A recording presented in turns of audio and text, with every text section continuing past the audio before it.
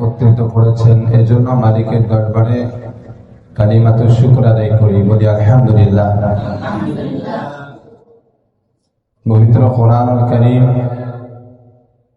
এটা কোনো বস্তু না, কোনো জিনিস না, বুঝাচ্ছে এই চেয়ারটা যেরকম একটা বস্তু, এই মাইক, এই সবগুলা বস্তু মাখলুক। কিন্তু কোরআনুল কারীম এটা কোনো জিনিস না, কোনো বস্তু না, এটা মাখলুক না, এটা হচ্ছে কালাম, আল্লাহর কালাম, আল্লাহর কথা। এই জন্যই পবিত্র কোরআনুল কারীম দুনিয়ার কোন বস্তুর নিচে রাখা যায় না। যাই বলেন, কোরআনের উপরে একটা খাতা রাখা যায় না, কোরআনের উপরে কোনো জিনিসই রাখা যায় না। কোরআনকে সবকিছুর উপরে রাখতে হয়, যেহেতু কোরআন কি না, কোনো জিনিস না। বাহ্যিক দৃষ্টিতে দেখা যায় যে কোরআনটা একটা জিনিস, কাগজে লেখা, মনে হয় না এরকম? কিন্তু এটা কোরআন কোনো জিনিস না, এটা আল্লাহর কালাম। তো আল্লাহ সুবহানাহু ওয়া তাআলা কালাম সব হৃদয়ে আল্লাহ তাআলা দান করেন না। দান করলেও কেউ যদি খেয়ানত করে, আল্লাহ এটাকে উঠায় না, সরায় না, সরে যায়। যার হৃদয় পরিষ্কার থাকে, যে কষ্ট করে এটাকে অর্জন করার জন্য কষ্ট করে, আল্লাহ তাকে দান করেন। এটার উপরে যারা আমল করে, গুনাহ থেকে বাঁচে, তেলাওয়াত করে, অধিক পরিমাণে তেলাওয়াত করে, এটা থাকে। আমার তো মনে হয় অধিকাংশ হাফেজ, যত হাফেজ এই দুনিয়াতে আছে, মৃত্যুর সময় পরিপূর্ণ ইয়াদ নিয়ে যেতে পারবে না। বছরের তারাবি হতে পারে, বছরে 1 মাস তারাবি চলতে পারে, ঠিক আছে। মৌতের সময় পুরা কোরআন ইয়াদ আছে এরকম সংখ্যা খুবই কম থাকবে। অবস্থা বেঁধে বললাম, আমি নিজের উপরেও আশঙ্কা করি যে আমার মৃত্যুর সময় পুরা কোরআন ইয়াদ থাকবে কিনা।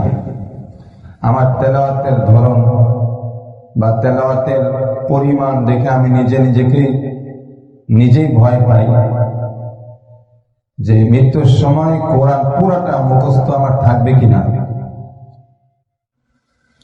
তো এই জন্য আল্লাহ সুবহানাহু ওয়া তাআলা আমাদের উপরে, মানুষের উপরে যে কোরআন নাজিল করেছেন, আমরা এই কোরআনকে মুখস্থ করার জন্যই এখানে এত কষ্ট করতেছি। কোরআন হিফজ করা, হিফজখানায় পড়া অনেক কষ্টের একটা কাজ। কি বলেন, নাকি আরামের কাজ? বসে থাকবেন, ঝিমাইবেন, আর এমনি মুখস্থ হয়ে যাবে, এরকম হয় নাকি? হয় না। অনেক কষ্টের বিনিময়ে আল্লাহ এটা দান করেন। এটার জন্য চাই মেহনত, দোয়া, ইচ্ছা, ওস্তাদের সম্মান, ওস্তাদের খেদমত। প্রথমে এরাদা থাকতে হবে। এরাদা বুঝেন? এরাদা ইচ্ছা, যে আমি হাফেজ হবই ইনশাআল্লাহ। কেউ নিয়ত করলো যে আমি জসিমউদ্দিন যাবই, জসিমউদ্দিন রোডে আমি যাবই, যেমনি হোক, আমার ওখানে জরুরি কাজ আছে, রাস্তায় পানি উঠছে, যাওয়া কি বন্ধ হবে? কত রাস্তা সে তালাশ করবে। যদি ইচ্ছা না থাকে তাহলে সে জসিমউদ্দিন না, এই নামাপাড়া রোডে উঠবে না, কারণ তার কোনো কি নাই, ইচ্ছাই নাই। দুনিয়ার সব কাজ হয় ইচ্ছার উপরে। এত বড় একটা কোরআন, এটাকেও অর্জন করার জন্য আমাদের 1 নম্বর কাজ করতে হবে। কি বলেন? 100 ভাগ ইচ্ছা অন্তরে ধারণ করতে হবে যে আমি এটাকে মুখস্থ করবো ইনশাআল্লাহ। যত বয়সী হোক, বুড়া হয়ে যায়, কিন্তু মুখস্থ আমি করেই ছাড়বো। এরকম ইচ্ছা যদি কেউ করে, তার ইচ্ছার উপরে, আশার উপরে, আগ্রহের উপরে আল্লাহ তাআলা অল্প বয়সে দিয়ে দেন। সে কি ইচ্ছা করেছিল যে আমি বুড়া হয়ে গেলেও কি করবো, এটা মুখস্থ করেই ছাড়বো। বুড়া হওয়ার আগেই আল্লাহ তাকে অল্প বয়সে দিয়ে দেন। কারণ কি আছে, তার ইচ্ছা আছে। ইচ্ছার মধ্যে যদি কমতি থাকে, ঠিক আছে বাপ মা দিছে, চেষ্টা করি, হয় হবে, না হলে তো কিতাবখানা আছেই। অনেক বাচ্চা এরকম মনে মনে ধারণ করে, না পারলে তো কিতাবখানায় চলেই যাব। অনেকে যায় না এরকম যে অমুকে হেফজ পারে নাই তো কিতাবখানা চলে গেছে, কিতাবখানায় গিয়ে সে বিপদে পড়ে গেল। উপরে জামাতে ওঠে তো আয়াতগুলা মুখস্থ নাই, ভিন্ন ভাবে তার কষ্ট করতে হয়। ঠিক আছে, আলেম হয়ে গেছে তো তাফসীরের জন্য আয়াত খুঁজে পেতেছে না। মসজিদে ইন্টারভিউ দিবে, বলে যে হাফেজ ছাড়া কেউ আসেন না। বুঝছেন কি বলতেছে? হাফেজ লাগবে, মুয়াজ্জিনও হাফেজ লাগবে। এক জায়গায় দেখলাম যে খাদেম নেবে তাকেও হাফেজ শর্ত বলছে। তো আমরা আগে কি করব? নিজের এরাদা, ইচ্ছাকে পরিপূর্ণ করব।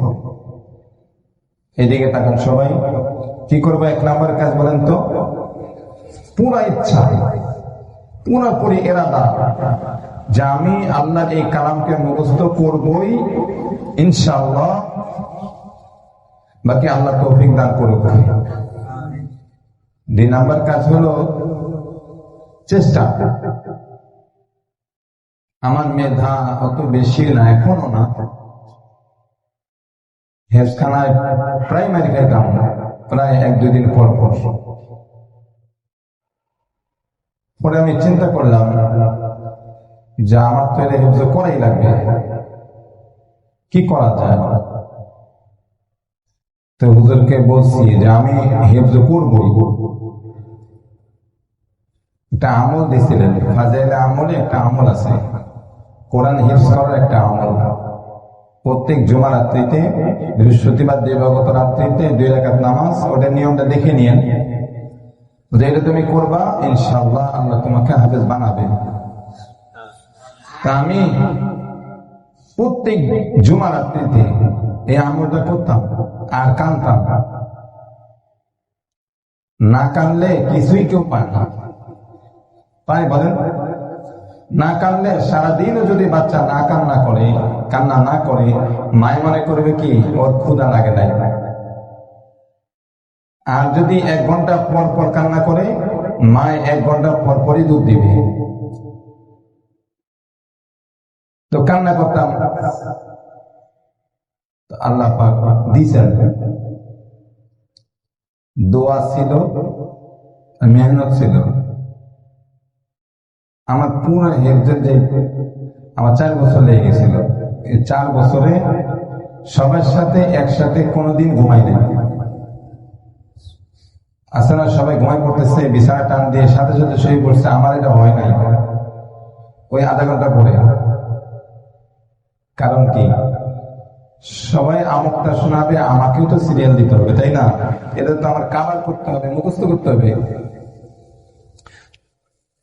তো কার কার নিয়ত আছে হেফজ করার, বলেন তো দেখি, হাত তুলে দেখান।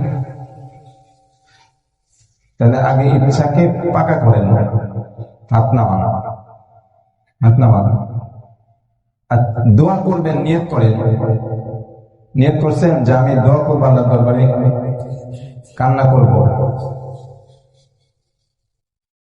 দুনিয়ার দামি জিনিস পাওয়ার জন্য মানুষ কি করে? চেষ্টা করে, কোন কোন ক্ষেত্রে কান্নাও করে। কোরআন কি সস্তা কোন বিষয়? সস্তা কোন জিনিস? এটা আল্লাহ